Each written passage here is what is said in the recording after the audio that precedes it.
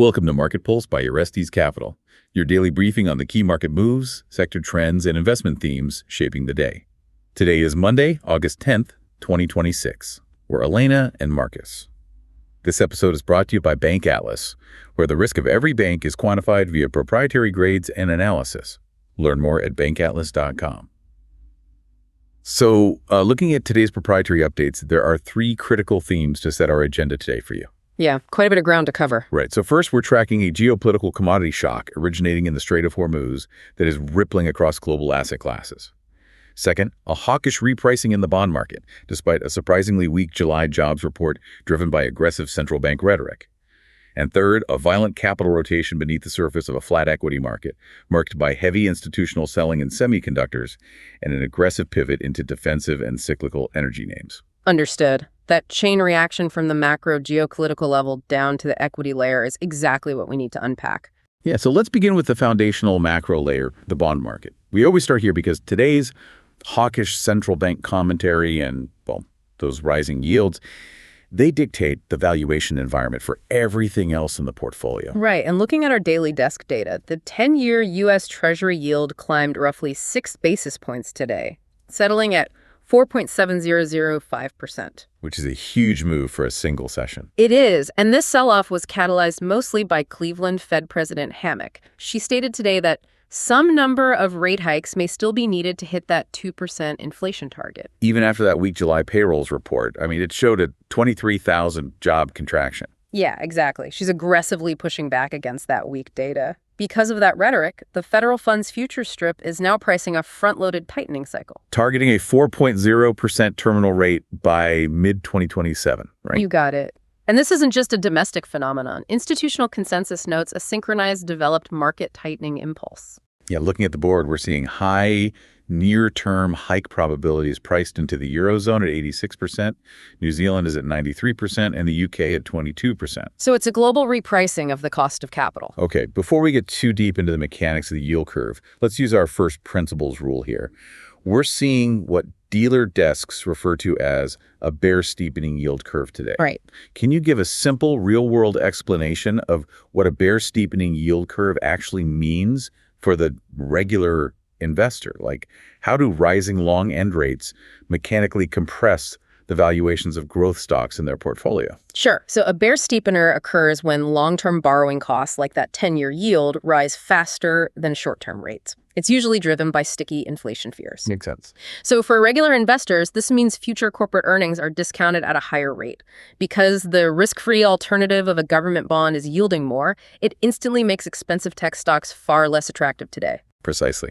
Moving to today's data, having established that rising rates are putting pressure on growth valuations, we have to examine how this macro reality forced a brutal sector rotation in today's equity trading session. Yeah, because on the surface, the S&P 500 closed essentially flat, down just 0.06% at 7,753.11. And the Nasdaq 100 fell 0.34% to 29,621.80. Right. But that flat surface masked a really violent rotation underneath.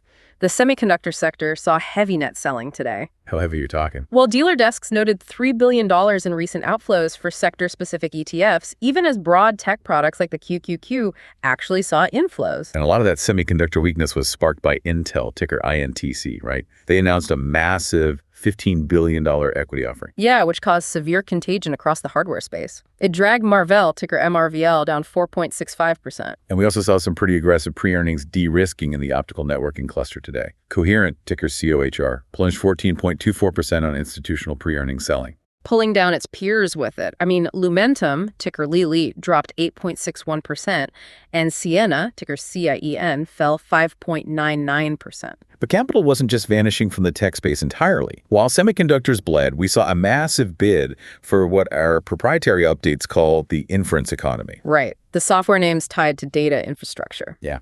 Datadog, ticker DDOG, surged 11.48% today, and Palo Alto Networks, ticker PANW, gained 5.82%. So money is just rotating out of capital-intensive physical hardware and hiding in software. Exactly. And despite all this internal churn, overall market volatility remained remarkably suppressed. That's because dealer gamma is heavily long to the downside right now. It acts as a massive shock absorber that kept the index pinned in a really tight 7,750 to 7,760 range today. To put an image to this, it's like the S&P 500 is a duck gliding smoothly on a pond. It looks perfectly flat on the surface, but it's paddling furiously underneath with billions of dollars rotating between these sectors. Accurate. On that point, we need to look at what's causing that furious paddling. It's the severe supply shock in the physical commodities market. That's why inflation fears spiked today and drove that sector rotation. Right. Looking at our latest run, the Strait of Hormuz standoff remains completely unresolved. An Iran-Oman deal is proving elusive. And that geopolitical physical supply threat caused the largest single-day energy surge we've seen in months. WTI crude spiked 6.8% to $82.21. And Brent crude surged 6.6%. Plus, natural gas futures jumped over 4% today.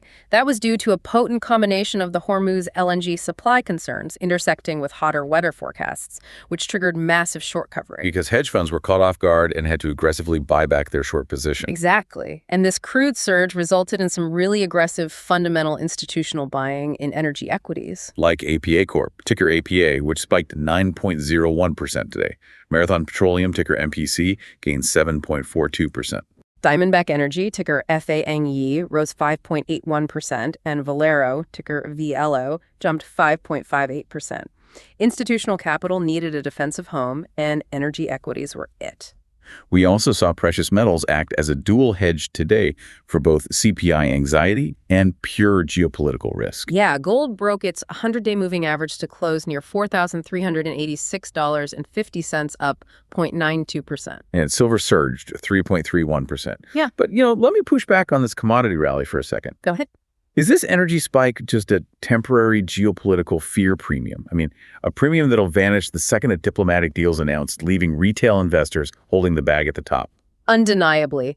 Geopolitical spikes are notorious for trapping late capital. If a deal is struck, that premium evaporates immediately. Right. So let's synthesize all of this. We need to connect the dots between the soaring oil prices, the hawkish bond market, and the rotating equity market to really define the current economic regime our listeners are navigating. According to today's proprietary updates, all these simultaneous moves define a classic stagflationary shock pattern. Because higher energy prices feed inflation. Right, which forces bond yields higher. Which in turn compresses the multiples of growth stocks while rewarding hard asset producers. Exactly. But I have to highlight a glaring anomaly in the data here, what we call the tech credit contradiction. Right, let's get into that.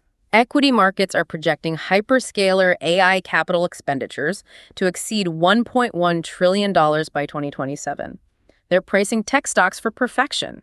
However, investment-grade credit spreads for these exact same technology names are actively widening. Meaning the bond market is hinting at unpriced balance sheet risks and severe cash flow strains that the equity market is just willfully ignoring to fund that build-out. That's it, exactly. So with the options market still pricing roughly 50-50 odds of a September rate hike, I have to ask you, the listener, are equity investors dangerously underhedged heading into Wednesday's critical U.S. CPI print? Affirmative. The vulnerability there is very real. Pivoting to a final provocative thought for you to consider before we wrap up today's deep dive. Consider how your own portfolio is constructed right now. If inflation reaccelerates due to this energy shock, forcing the Fed to resume hiking into a cooling labor market, do you have enough exposure to real assets? Or are you over-allocated to the promises of the 2027 AI cycle? Definitely something to review heading into the rest of the week. Thank you for listening to Market Pulse by Orestes Capital. We're Elena and Marcus. We'll be back tomorrow with the latest market color. Have a great week.